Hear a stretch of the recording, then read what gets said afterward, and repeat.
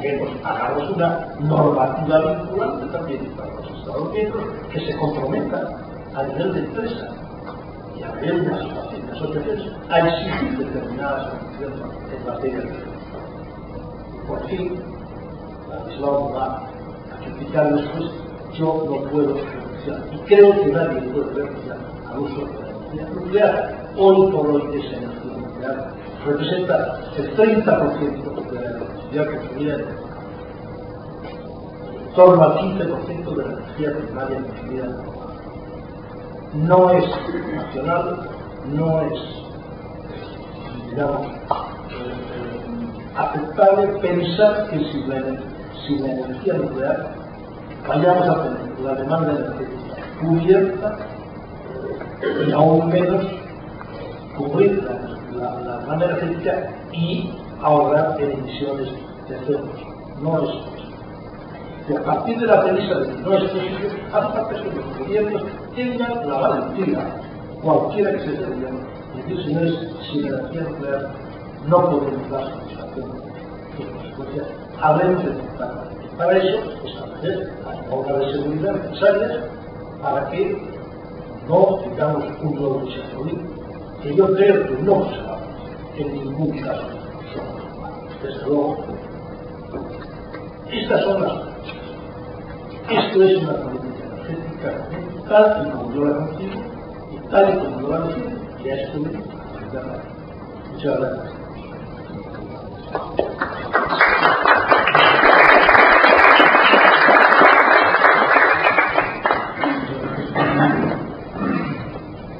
Bueno, pues tenemos estas premisas que ha expuesto precisamente Pablo Benavides. Muchas de ellas están contenidas en el artículo 3 de los 56 de la Constitución Europea, Constitución que, quiero recordar, ratificaron muchos más Estados miembros que la han rechazado, pero sin embargo, bueno, el texto está como está y los ámbitos están como están. En cualquier caso, ¿qué pasa entonces? Que son los propios Estados miembros los que impiden que haya una política energética europea, ¿no? Son los propios recelos y las propias faltas, la propia falta de cesión de soberanía, la propia desconfianza de los Estados miembros hacia las instituciones europeas, pues que realmente hacer una política energética común, europea, es algo inviable. Bueno, pues para que nos hable un poco del otro punto de vista, actuar como abogado acusador o fiscal, como queremos llamarle, en este juicio contradictorio, Ladislao Martínez López.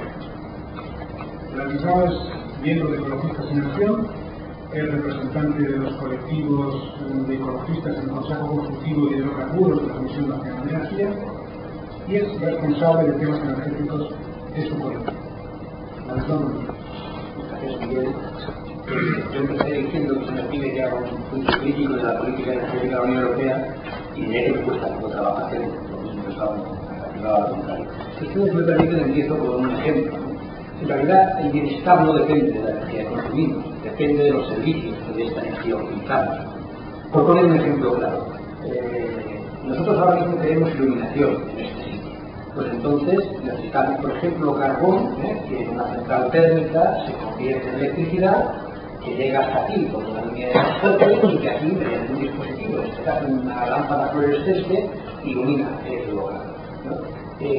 Lo que proporciona bienestar es la cantidad de luz que tenemos aquí, pero la cantidad de energía necesaria para suministrar esa cantidad de luz varía sobremanera. Por ejemplo, este sistema es bastante ineficiente de iluminación que tenemos aquí. Tenemos los fluorescentes cubiertos, están iluminando indirectamente, estamos perdiendo, si se estuviera esto bien hecho, con la cuarta parte tendríamos la misma cantidad de luz. Necesitaríamos ver en los finales aproximadamente la cuarta parte de energía que tenemos ahora y obtendríamos el mismo nivel de bienestar.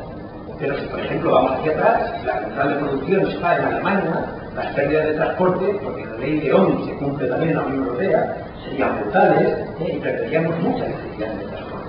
Si por el contrario tenemos una central de producción cercana, las pérdidas se minimizan.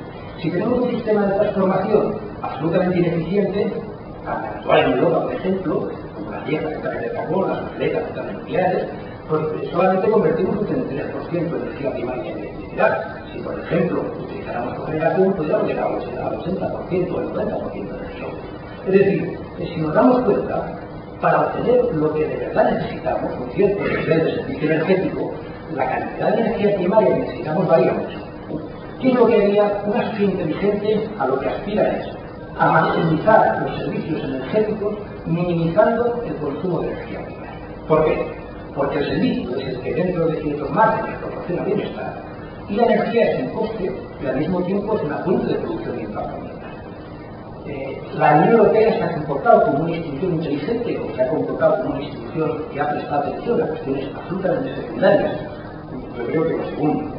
Por ejemplo, además de la Unión Europea se da una paradoja, ¿no? Y es, como comentaba Pablo, la descripción de los problemas, y estoy de acuerdo con él, ¿no? Es un bloque de países extremadamente dependientes, el nuestro especialmente extremadamente dependiente. Si miramos punto por punto, nos damos cuenta que salvo los pocos en agotamiento del petróleo en el Mar del Norte, no hay recursos petrolíferos, ¿no? A pesar de que todo el transporte funciona casi al 100% dependiendo del petróleo. Gas natural, hay relativos pocos yacimientos.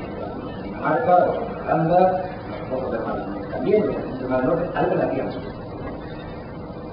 Y finalmente está la energía nuclear, que tiene el mito una de las muchas consideraciones injustas de favor que tiene, que se le considera energía nacional. Por ejemplo, se considera energía nacional aquí, a pesar de que la última mina de uranio se cerró en el 2001. Es decir, todo el uranio es de importación en ese país. Y sin embargo, la consideración de la Agencia Internacional de Energía hace que se considere nacional. Y además, para su transformación hace falta procesos tales como el enriquecimiento isotópico. Y si un país, Pablo los calificaba indeseables, hay que decir, como nos calcula a nosotros, ¿no? Como Irán decide enriquecer isotópicamente uranio, automáticamente se le amenaza, como está ocurriendo en la actualidad. Es decir, cuando alguien de verdad intenta aumentar el grado de autoabastecimiento energético con uranio mediante el enriquecimiento isotópico, se le acusa, y puede que sea cierto, o sea, yo creo que las ayatolás directamente buscan la fabricación de la porque no tengo ninguna duda razonable. Pero el asunto que hay es que evidentemente se le acusa de estar alterando la economía.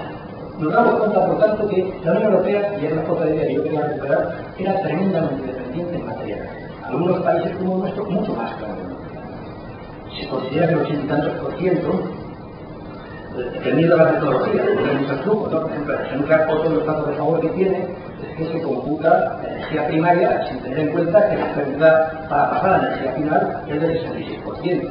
Entonces podemos encontrarnos con que el término de energía primaria, la nuclear, signifique más que una fuente renovable que el término de energía final de electricidad que producen más. Estas paradojas serán continuamente en el mundo y son uno de los muchos apoyos de este tipo de energías poco deseables que tienen.